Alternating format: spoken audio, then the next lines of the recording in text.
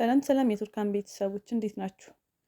እነ ቱርካን ከሆስፒታል ከወጡ በኋላ ቀጥታ ወደ እነ ቱርካን ቤት ሄደው ነበር።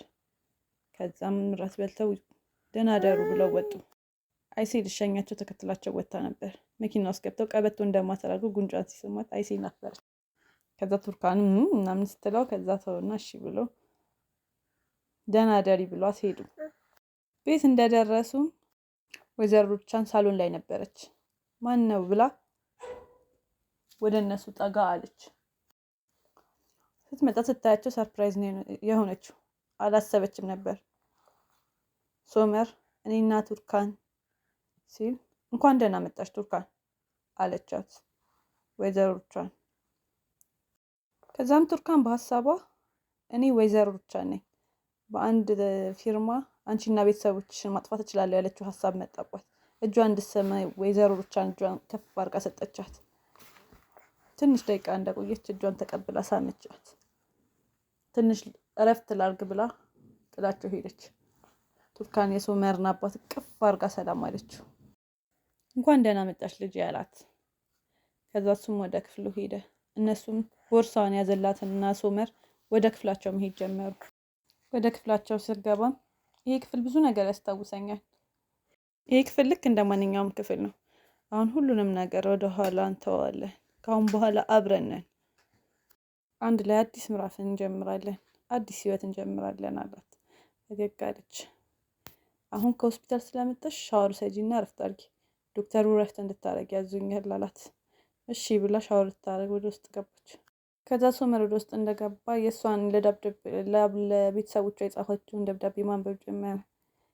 የጻፈችው ደብዳቤ ስለ ጋርደን ስላየችው ምናምን ደስ የሚል ፋሚሊ የሚያምርና ደስተኛ እንደሆኑ ምናምን ጽፋ ነበር። ትንሽ አንብቦ ሸፈን አድርጎ አስቀመጠው። አቶ ዛርና ወይዘሮ ሩቻን መጨቃጨቅ ጀመሩ። በሁሉም ነገር ሰርፕራይዝ ሆነሻል ሲላት ታውቅ ነበረ አለችው። አዎ አውቅ ነበረ አለ። አንድ ቀን አንድ ላይ እንደሚሆኑ አውቅ ነበር ብሎ ትንሽ ተጨቃጨቁ በሶመር ጉዳይ ላይ። ሶመር እንዴት እንደዚህ ያደርጋል፣ ሶመር ልክ ነው ምናምን በሚለው ትንሽ ተጨቃጨቁ። እነ ሶመር ጋር ቱርካን ታጥባ መጣች። አልጋውን ከፍቶ ወደ አልጋው ጋብዛ ፈገግ እያለች ወደ እሱ ሄደች። እጁን ሰጣትና አልጋ ላይ ቁጭ አለች። ግንባሯን ሳማት፣ እቅፍ አደረጋት። እኔና አንቺ ሁሉንም ነገር እናደርጋለን። እኛ ልክ እንደማይተዋወቁ ሰዎች አይደለም፣ ልክ ከልብ የእውነት እንደሚዋደዱ ሰዎች ነን። ከዚህ በፊት ያልጨረስናቸውን ነገሮች እንዳለ አብረን እንጨርሳለን፣ እናደርገዋለንም። የኔ እቅድ አንድ ቀን አይደለም፣ የኔ እቅድ ሁሉንም ህይወታችንን አብረን በደስታ መኖር ነው። በእኛ መሀል ያለውን ውጣ ውረድ እናልፈዋለን። ቱርካንም ይሄ የኔ ከበፊት ጀምሮ ህልሜ ነው። ነገር ግን አንተ በሰዓቱ ፍቺ ትፈልግ ነበር። አሁን ግን ህልሞቼ እንዳለ እየተሳኩ ይመስለኛል አለች። ደስተኛ ነኝ አለችው። ሁለታችን አንድ ላይ ከሆነን ሁሉንም ፈተኖች እናልፋቸዋለን፣ ጠንካሮችም እንሆናለን። ፍቅራችን ጠንካራ ከሆነ አለች። እዛ ቁጭ እንዳሉ ስለ እናቱ ማውራት ጀመሩ። በእናቱ ምክንያት ሳይክል መማር እንዳልቻለ አወራት። ጠዋት ላይ ቀድሟት ተነሳ እና ተነስቶ ጉንጯን ሳማት። ቀድሞ ስለተነሳ እጁን ቀስ ብሎ አውጥቶ ብድግ ብሎ ቁርስ ለማዘጋጀት ወደ ኩሽና ገባ። አይላ እገዛ ትፈልጋለህ አቶ ሰመር አለችው። አይ አልፈልግም አለና ሻዩን አቀብኛልና ሻዩን አስቀምጦ አሁን ቆንጆ ነው ብሎ ይዞት ወደ ቱርካን ጋር ሄደ። ወደ ቱርካን ጋር ሄደ። በመንገዱ ላይ ከወይዘሮ ሩቻን ጋር ተያየ። አልፏት ሄደና ምግቡን ይዞ ገብቶ ጠረጴዛዋ ላይ ቁጭ አደረገና ሊቀሰቅሳት ተጠገቧ ሄደ። ጉንጯን ስሞ ቀሰቀሳት። ሶመር አለችው። እንዴት አደርሽ አላት። ከአዲስ እንደምንጀምር ነግሬሽ ነበር፣ በቁርስሽን ብይ ብሎ ቁርሷን ሰጣት። አመሰግናለሁ ሶመር አለችውና ለምኑ ምናምን ሲል ለዚህ ብቻ አይደለም ለሁሉም ነገር ካጠገቤ ስላለ ስላመንከኝ ላስትለው እጇን ያዛትና አንድ ላይ ፍቅርንና እምነትን እንማራለን አላት። ከዛ ግን ነገር ግን እነዚህ እንቁላሎች ካልቀዘቀዙ ነው አላት።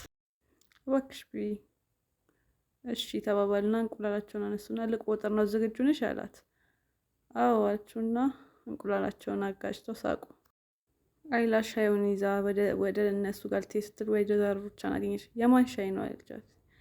ቱርካንና ሶመር ላይ ቁርስ እየበሉ ነው፣ ለእነሱ ነው፣ ታች እንዲወርዱ ንገሪያቸው አለቻት።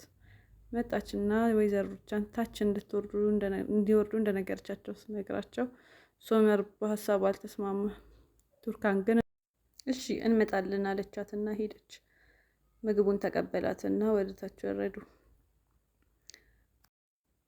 ዳሪያና ዶኑሽ አጎታቸውን ለማናገር አክስታቸው ቤት ሄዱ። ልክ ሲያንኳኳ አክስታቸው ከፈተች። እንዴ ሴቶች እዚህ ምን ታረጋላችሁ? ትምህርት ቤት ለምንድን ነው ያልሄዳችሁ? ጠላቻቸው። አጎታችንን ማናገር ፈልገን ነው አሉ። አጎታችንን ለምንድን ነው የፈለጋችሁት? አጎታችሁን ስትላቸው አጎታችን የት ነው ሲሏት እኔ በምን አውቃለሁ? እንዴት ላቅ እችላለሁ? እኔ እሱ የት እንደሆነ። አጎትየው በደረጃው ስር እየወረደ የሚወራውን ማዳመጥ ጀመረ። አክስቴ ቢያንስ ስልኩን ስጭኝ፣ የምናወራው ነገር አለ። ምንድን ነው የምታወሩት? እንድናናገረው አትፈልጊም አክስቴ? አክስቴ በጣም እያሳዘንሽን ነው። ለምንድን ነው የማሰጭን? አሁን ሰዓቱ የመማሪያ ነው። እናንተ ትምህርታችሁ ላይ አተኩሩ። ይሄ ትልልቆች ነው አለችና ልክ ሊሄዱ ቆይ እንዳትሄዱ መጣ ብላ በሩን ክፍት አድርጋ ሄደች። በዛ ቅጽበት አጎትየው ወጣና ሴቶች ወደ ትምህርት ቤት ሂዱ፣ እኔ እዛ መጥቼ እናወራለን አላቸው። ከዛ ሁለቱ አክስቴ እዚህ እንደሌለ ተናግራ ነበረ፣ ነገር ግን እዚህ ነው አሉ ተባባሉ። ከዛ ሄዱ፣ ተለያዩ። ትምህርት ቤት መጥቶ ሊያገኛቸው ተስማምተው ተለያዩ።